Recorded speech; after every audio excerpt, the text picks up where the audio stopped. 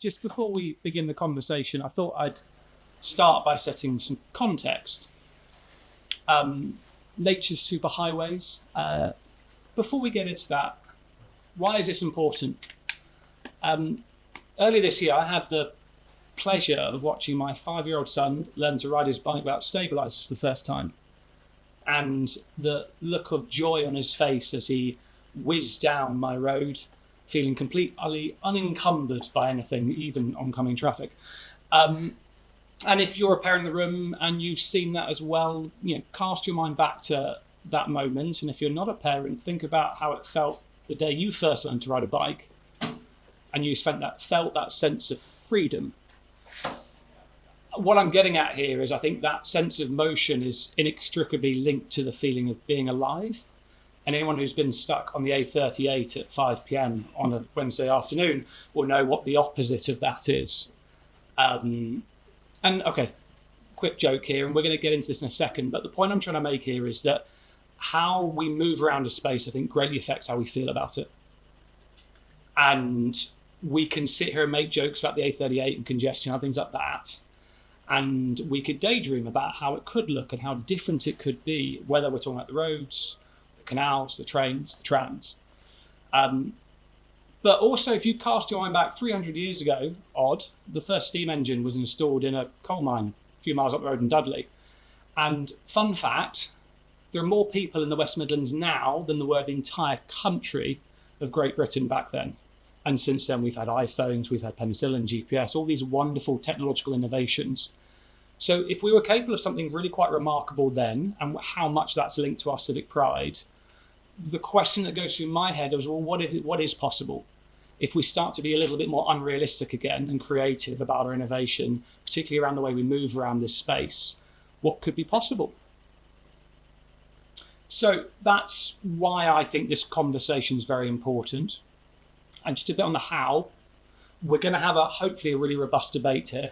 And my promise to you is I'm going to try and keep these lovely people away from anything representing jargon, because I know how easy it is to go down those rabbit holes in day like today. But we all on this stage want you to leave this room feeling inspired, and particularly inspired to act. So we're going to keep this robust, we're going to keep it simple and focused on action, if that's okay with everybody. And on that note, I'm going to pass over to Henriette to introduce herself. Hi, I'm Henriette Breukelaar, and I am the Regional Director for the West Midlands at the Canal and River Trust.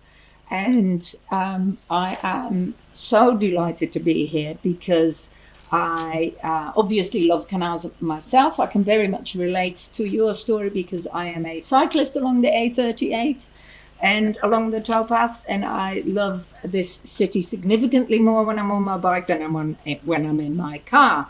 And my team is grateful when I arrive on my bike because I am significantly less stressed than when I've tried to fight traffic here.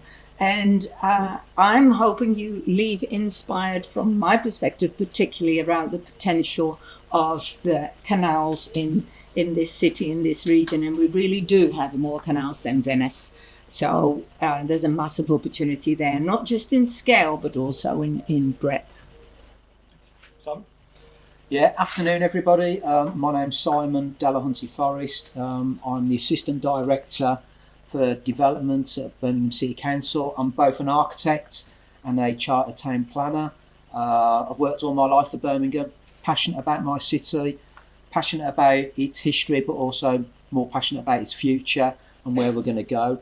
I'm the author of, well not the author, but I led on our Future City Framework, the vision for the next 20 years for our great city, and it really does resonate with the subject matter today.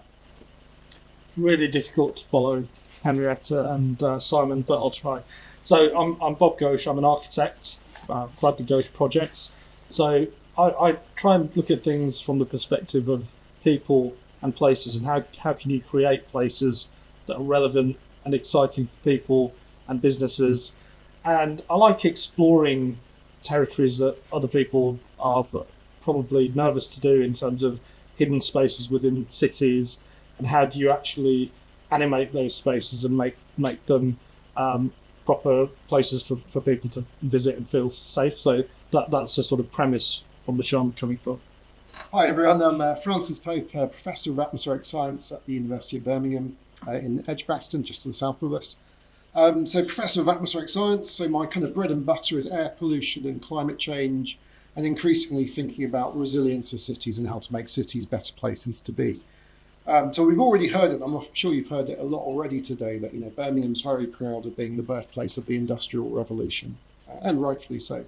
But with that, we could also claim to be the birthplace of climate change. We could probably claim to be the birthplace of air pollution. Maybe that one's a little bit more tenuous. But and these are still things which really plague both our cities and globally. And so now we need good solutions, really good solutions, forward-looking solutions, technological solutions to get through this. And transport's a big factor of both climate emissions and air pollution. So that's what I'd like to explore a little bit today.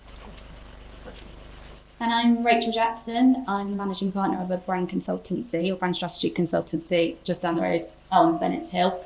And our position on the role of brand and identity, which you can think of as any city is a brand, any city has its own identity, is the way that's used as an economic lever. It's not the aesthetics, it's not the logo, it's not the tourist campaign.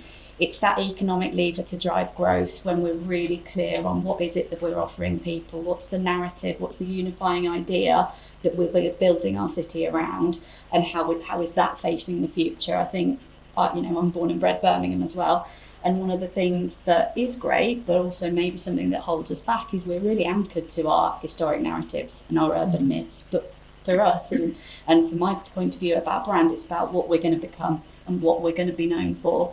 And just to give you, a tool to think about Birmingham as an identity and as a brand, something that we use in our practice is a really simple formula of thinking of brand as a product or a service, or in this case, a place, plus something. So what's our plus something? And it needs to be singular. I was talking to Simon earlier about all of the incredible things that Birmingham is and Birmingham can offer, but it's really hard to crystallise it if we're not centred around one thing. So it'd be really interesting to be part of this discussion and see where do we start to bottom out, and maybe it's something around well-being as a starter. Thank you, everybody. So to kick us off, we thought we'd share an image that may or may not be controversial to the audience. I don't know, but as Henriette said, obviously that we do have more canals in Venice, and that is one place that we could get really quite innovative. And whether that is pink jet skis or something suitably wonderful, I feel confident in the city's ability to be a bit out there. And maybe actually, Rachel, we can start off with yourself again, just talking a bit more about what it means to be identity for a city and how that links into the way we start to use the space. Yeah, I think it's really important, first off, to think of identity as a brand and how that's shaping kind of that long-term economic value that we want to build here, because ultimately it's about how we're attracting talent to our city, how are we attracting investment from innovators and entrepreneurs, how are we building civic pride so that everybody that's part of this city wants to contribute to it and protect it and nurture it, and ultimately attract tourists as well. So an identity isn't a strapline, it's not a logo, it's not the aesthetics, it's the thing that shapes a common purpose. And that common purpose is about competitiveness and it's about resilience. Competitiveness is important because we're a more mobile generation than ever. We can all choose to move, we can all choose to relocate, we can all choose to build a business somewhere else. So it's about really understanding how do we help Birmingham be chosen by the people that we want to kind of attract here and help it develop. I think resilience is important and the role that identity plays in resilience, because I'm sure a lot of you have read about the negative impact of clone towns. When every high street's got the same chain stores, every high street's got the same chain restaurants, that starts to erode civic identity. It starts to erode social fabric. So it's about finding that element that means this is still distinctly Birmingham and differentiated versus other cities across the country. And I think the final bit around why is identity important is because it's ultimately about common purpose. We will all be sitting in this room with really diverse opinions, diverse agendas, initiatives, projects. And the role that identity can play is a glue. A glue that people and institutions coalesced around a kind of common spirit and a common mission, so that we all start to achieve our potential and our purpose. So yeah, identity is not, it's not the badge that we put, it's not the slogan, it's about our common glue, that we can bring a lot of people, a lot of voices, a lot of stakeholders together behind. Fantastic. Thank you, Rachel. Maybe Simon, you could talk a little bit about an architect or someone who helped create our Future Places strategy, and you've obviously been working the city your whole career, so I'm sure you've got some interesting opinions on this. Yeah, I mean, my job is to facilitate people's dreams for our great city. You know, I deal with local, national, international investors that think our city's brilliant. And what's really interesting about our city is interesting. The comment we're having about branding is that, especially when I meet overseas investors, they know more about my city than I do. It's really interesting, you know. They've bought into that, and things like Peaky Blinders has gone such a long way to put Birmingham on the map. But you know, we're more than Peaky Blinders. When we did our Future City framework, before we even shut ourselves away in a room to think about what it is you good people need, we actually said, well, actually, it's the good people that need to tell us what we should be doing. You know, so we asked the question, and it's the first time the council had done this, was that we set up this initiative called Shaping Our City Together, asking, you know, faith groups, schools, businesses, residents, what is it you want from your city? Because one of the things that came back really strongly was about that identity. You know, as people in parts of our community that don't even come into the city centre because it has no relevance, and they're only 5-10 minutes away. You know, it doesn't reflect about their mum and dad's background or their grandparents. And we need to change that, because I get asked all the time about our Future City framework. What does success look like for you? For me, success, it's not about that, it's about failure. Because if the city looks like it does today, in 5, 10, 15 years' time, we will have failed, completely failed on that bit there. And we've got so many stories to tell. I mean, I was talking earlier about Black Sabbath, and, you know, it's taken me many years to get Black Sabbath to be honoured with the freedom of the city. And it's this association with, you know, sex, drugs and rock and roll. Well, put that aside. Heavy metal started here. It changed the globe. And the whole event of this summer brought £34 million to the local economy, which is amazing. But we've got more stories to tell than that. Our city is so diverse, we need to be telling all those stories. And that image there is quite really interesting, but that could be anywhere. I know where it is because I recognise the Clayton and Fellows Morton thing, but how is that reflecting what we are as a city? And it's a difficult thing. One of the things I get frustrated about, which Manchester does so much better than us, is bang the drum. They bang that drum harder than us. They don't deliver. But, you know, we do need to bang that drum, you know, and create that platform for young people. And one of the things I'm really interested in is about the branding bit, is theatre branding. This thing about where can we provide platforms for people to talk about who they are. And what I mean through that is digital technology, in terms of what, you know, why is that not full of digital screens showcasing what young people or old people, what they're doing. You know, I'm doing this in Handsworth, or I'm doing this in Small Heath, you know, and planning gets in the way. Planners, and I'm talking as the head of planning here, it's a blocker. We've got to change those things that creates that brand, that uniqueness, and where we celebrate who we are as people. I think the word delivery there is really important, and maybe Henriette, that's someone you could talk to. And yeah, the image is desired there to inspire some sparks and debate, but yeah, from your perspective, what are the barriers to delivering something like that image? Don't say no. So I'd rather think of the opportunity to create this image, and I think, Simon, you say what's specific Birmingham about this image. Actually, this image could be specific Birmingham, because if we can pull something like this off as the first city, then it becomes part of our identity, and it becomes part of the magnet of people thinking, oh, this is an interesting city to go to university or to spend time or to set my business up here, because there's a real liveliness. And we've done lots of research, as you would expect, about the benefits of being around nature. That's very well known. The benefits to mental and physical health of being around water are even more significant than just being around nature. So for mental and physical health and for ambition and aspiration, being around water is really important. Yet anyone who's gone round our system knows there are some absolutely gorgeous canal environments, not least around this part of the city centre. Equally, you don't have to go very far to go along the canal network and think, it doesn't smell and feel and look as comfortable. And speaking as a woman who cycles everywhere, there are parts of the canal network that I wouldn't go on my own. And I think in this community, and you here in the room in particular, there's a real opportunity now to think these canals were designed by real forward-thinking, innovative, game-changing people hundreds of years ago. Let's use that collective brain power again to think, well, how can we reinvent them? And how can we use technology to make them feel and be as safe as they possibly can be? And now they're also connected nature highways. There's a lot of biodiversity, probably a lot more than you'd appreciate around the canals. So in terms of lighting, for example, it's not just simply a case of stick something like that along the canal, because it would be really disruptive to nature and wildlife.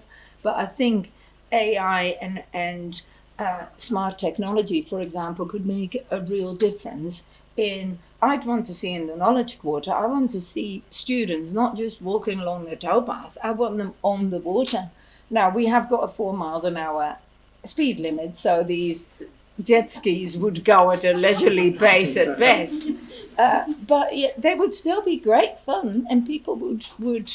So I think activating the canal using technology 100% should be deliverable.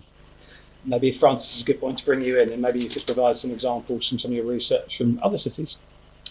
Yeah, so I think coming back to previous points about making Birmingham a place you want to live, you want the environment to be nice, you want it to be healthy for you and your family, and Birmingham's the second largest city, and correspondingly it's got some of the worst air pollution in the UK because of it. It's a function of our cities. We're still somewhat industrial, with lots of people. And so air pollution is still a big problem, and a lot of it in Birmingham is coming from the transport sector. Lots of people, lots of private car use. Birmingham famously poor for public transport, at least within Birmingham. Not too bad to get in and out of Birmingham, but actually around Birmingham, poor. And so we do need to think of new ways to getting people around the city. And I think this canal network actually is somewhere we could really push on. We need to get people out of private cars, we need to get them on public transport, we need to get them on bicycles. Electric cars are good, but they're not the complete solution. We still don't want people clagging up our roads, as we heard right from the start. It's not desperately pleasant to be stuck in a traffic jam. So we need to think of alternative ways. Something I think about a lot is post-COVID, this, and whilst we've swung back from that big push towards working from home, there's still been this real step change in when people feel like they have to get to work and when they have to leave to work. And so I think there's something we can really work on there. So maybe you charge people differentially to use the roads, and you actually try and make the roads more pleasant by charging them at peak hours more, or you could, give them incentives to go at different times of day, or use incentives to cycle, etc. But something I want to emphasise as well, these are the sorts of things to make Birmingham a nicer city for transport. You can't just mess about at the edges. You need big things to happen. You look at these famous cycling cities, places like Copenhagen, places like Amsterdam, and they're no more pleasant in terms of their weather than they are here. They're just as flat as Birmingham is, really. So from a geographical perspective, there's no reason why Birmingham shouldn't work as a cycling city. It's no bigger or smaller than Amsterdam. But at some point in their past, their city government went for it, and big, ambitious plans, decades in the doing, lots and lots of money in it, but you have to go for it. And you can see this beginning to bear fruit in Paris, you're beginning to bear fruit in London as well. So I'd really like to see Birmingham go for it. If we don't want to be stuck on the A38 in a boring ride on a Friday, we want to be on pink jet skis, enjoying our work. We have to do stuff now, and we have to go for it. in a big way. Thank you, Francis. And you mentioned there that concept of big action. Maybe Bob, Simon, as people who have kind of spent your careers, I imagine, working on things that are big, you could talk more about, actually, so how do we make that happen? How do we turn that from this kind of conversation into reality? So my thought is that you could layer all sorts of things. It's not just the canal, it's not just roads, but within any city that's developed over hundreds of years, there are redundant structures. There's canals, there's roads, there's railways, and when you go to, say, the High Line in New York, that has a transformational effect on all of the places around it. But also it becomes a centrepiece for visitors. So if you sort of hypothetically looked at whether, if we took the canals, all the redundant railways, soon or one day, hopefully in our lifetime, Simon, we'll lose the Queensway, and that opens up an opportunity for what you've termed the Greenway, which could become a park in itself. And if you layer all these things on top of each other, all these sort of physical elements, which could create this really complex nature superhighway within the city, but again on top of that layer culture. So this could be the connector for all of these things. So all of your experiential aspects of the city, places to visit, galleries, museums. This could be the thing. This complex three-dimensional form could be the thing that connects everything. But as Henriette was saying, that using AI and smart technology actually make sure that those places are safe and they're well lit and they're hospitable to visitors. So then you develop this proposition that is unique to Birmingham, and then that could be something that doesn't exist anywhere else in the world. But yeah, it is a piece of big thinking, but it needs vision. It needs people to carry that forward, and it needs politicians and government to get behind it. Otherwise, you will be talking about doing small changes, and it won't have that dramatic effect that we're thinking of. Yeah, I mean, if anything you can take away from today is to go on the Birmingham City Council website and look at our future city framework, because in there is them big moves, them big bold moves. You've talked about the A38. Our vision is to turn that A38 into, as Bob said, is the Birmingham Greenway, that circular park, to do that. The council are not in a position to do it, and the OFC is not just a document to sit on a shelf. The document's a blueprint for developers and investors, because inside there are carrots. Because I can't deliver what I want to do without the investment that comes, that people that Bob represents. We need to have a carrot to say to come and do these things. So with the Greenway, it will reduce. So that then's given over to land. Them highways go from black top to green, but also development opportunities. And we have to accept that, to bring that forward on that bit there. So that's one of the big drivers we're doing. And one of the other big drivers is Park Birmingham, a brand new park in the heart of the city centre.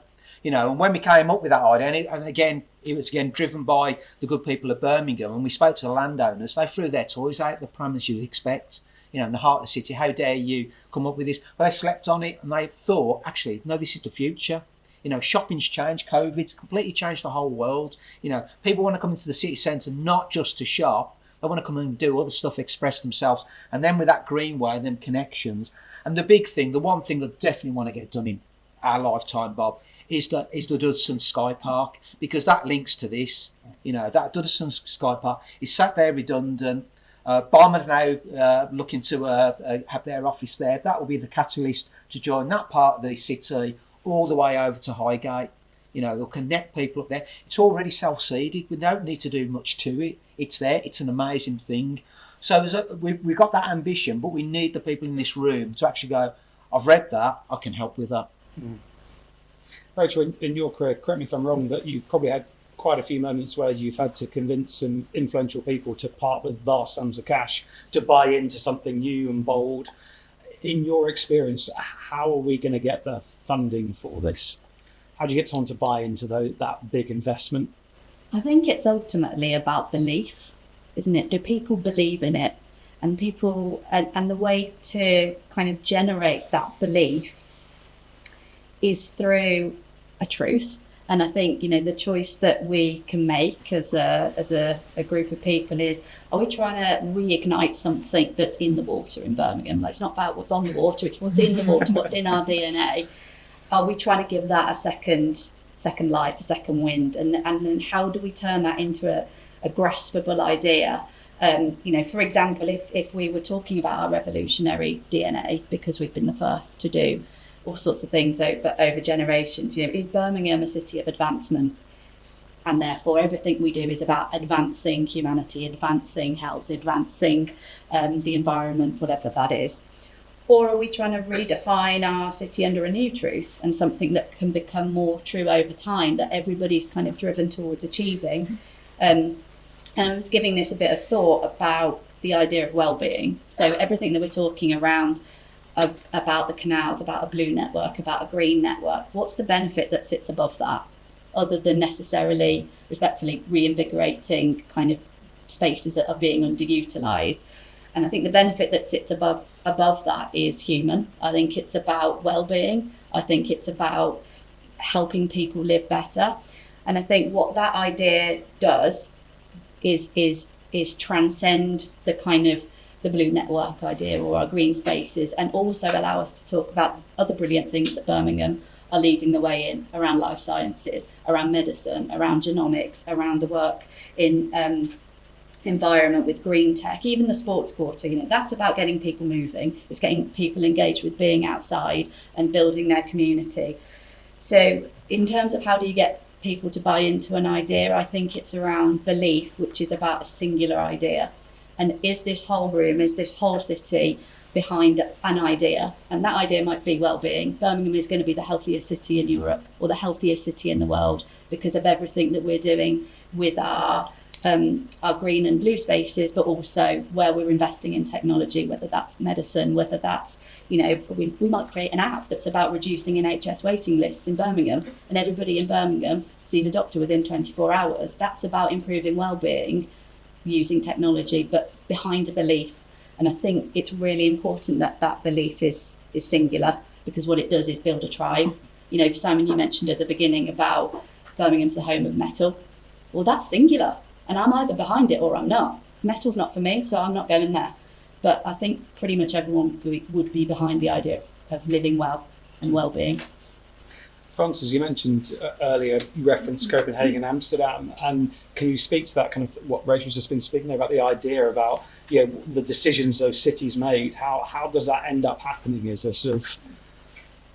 Yeah, I'm not a historian, but big decisions were made decades ago. And I think Amsterdam, it was about the 60s, they decided to go through, and they followed through with it. I don't know the financial aspects, and clearly this side needs to follow, but you know, well, I do know a little bit, having been a resident of Amsterdam for the best part of a decade, and one of the decisions they made in the 60s is to make bicycles free to anyone. So there was a free loan scheme. They were called the white bicycles. Now, unfortunately, about 5 years in, people started to paint the white bicycles and then took them in private ownership. But it did really mean anyone...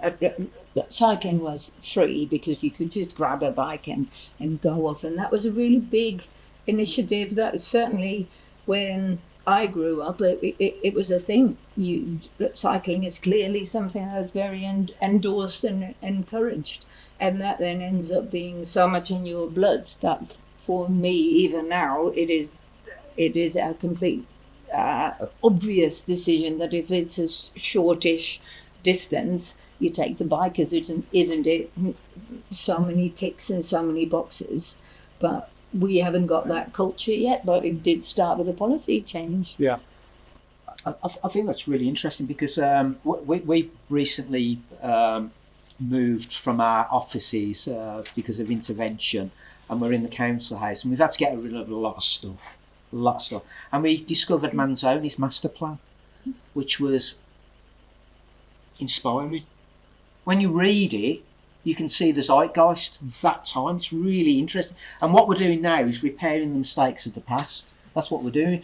But that whole thing about taking that decision and that drive, And when you read about technology, the advancement of the car, public transport, you read it and you think, whoa, you get it.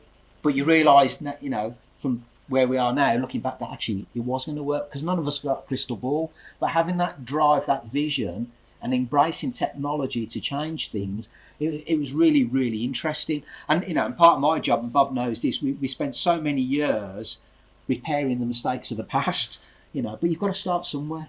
You've got to start. And I'm a firm believer that every generation has to have its mark, and we have to learn by what we do. From that there, you know, and that's what interests me, that's what excites me about where this city's going to go, the next generation of people coming through and how they changed things, because someone will be sitting here in the next 5-10 years that's doing my job that's got another different view and saying, well, we've learned from this, we've learned from that, on that bit there. So we need to take the best things and how we intertwine that with what we know at this point now. And health and wellbeing, I mean, myself and Henriette, we weren't too far from here on site, and it was like a little oasis, wasn't it? It was just amazing that, you know, discovering bits. And like I say, I've worked here all my life, lived here all my life, and discovering elements that didn't know existed, you know, and that's what's really exciting. So Henriette, how do we get pink jet skis on the canals? As a place to start. All in partnership. Actually, I would say once you've downloaded the Our Future City plan from Simon from the City Council's website, go on the Canal and River Trust website and look at the West Midlands Canal prospectus as well. And what's really clear, and whether it's the council or whether it's the Canal and River Trust, this is about partnership and partnership with people in this city who come with their agenda and who say, and a lot of them, just this morning I had an email from a well-known charity in the city and from a group of businesses in the city centre, Brindley Place actually, so just across from here, who said we'd like to do a boat race at Brindley Place, because wouldn't that bring loads of footfall, and what do you think? Well, we wouldn't be able to do that on our own as a trust. 100% we embrace these kinds of opportunities, because it brings people out and it could create scenes like the one you see here. I think what's really important is that the decisions we make now, and Rachel mentioned it before, are not just looking at our past, impressive as that is, but build on what should be a massive strength on being the youngest city in Europe. So let's think of what's your 5-year-old child going to want to see when they're 20 and or even when they're 12, and how do we design for that? Because certainly when it comes to the canal network, because it has got such impressive heritage, it can be quite tempting to look very much towards that heritage. But the reality is, I'm an immigrant. There's a lot of people for whom the UK's impressive industrial past isn't as familiar and isn't the driver to go onto the canal. There are other drivers. Water means different things in different cultures. So let's build on that and create a scene that's relevant and a setting that is relevant to the people of tomorrow as much as the people of today. And listen to you there about that point about partnership. And maybe it's a call to action in the room who's got a couple of spare jet skis and a can of big spray paint. But that's not what you're saying there. You don't have to be part of the council or some large big organisation. You said that the people on the stage here are open for business, basically. They want to hear these ideas, want to work with people. 100%. And the water bots that we'll launch at 5 o'clock today are a good example of that. We've got an annual boat race, a Bangladeshi boat race, Noka Bias, that now attracts something like 30,000 people to Edgbaston Reservoir every summer. I think it tends to be July. And that started very small with people saying we'd like to do a bit of boating on your reservoir. So these canals are looked after by the Canal and River Trust, but they're owned by everyone in the room, really. Thank you. Yeah, I'm always fascinated with the idea that the canal is so different from anywhere else in the city or in any city. And the first time I walked down there with Stephen Knight, probably about 4 or 5 years ago, he said, so how long will it take to get a boat from here to Camden? And so I had to research that. It actually takes 8 days because you can't travel at night. And then he said, well, why don't we do it? And why don't we set up something called the Digbeth Express? So you've got HS2 that does it in 49 minutes, but then you've got this one that does it in 8 days. So you can actually celebrate the pace of the slowness of getting from London to Birmingham and actually explore every element along the way. Yes. So it was just a conversation in the Forge Tavern, but it's something that we said we might explore one day. Fantastic. Well, if I might say, as someone who set up business in the past, those conversations in the pub can usually be quite impactful. And yeah, I'm aware that we're nearly out of time now, so I'm just going to kind of bring this to a close. But if anybody can remember the sat-nav company called TomTom, they had an advert years ago, which I think is very relevant to this conversation. And the strapline said, "You're not stuck in traffic, you are traffic." And I say that to you all because, let's be clear, you sat here very diligently listening to us the last 45 minutes, and you could have been outside sunning yourself. You could have been in the bath with a glass of wine, but you've sat here and you've listened and you've engaged in this conversation. And so my call to you is, please make sure that time wasn't wasted. You don't have to be some kind of highly influential, wealthy person to take what we've been speaking about and turn it into something. Genuinely, this change will be contingent upon everybody here doing their part, whatever that might be. So otherwise, thank you all for listening and enjoy the rest of the day.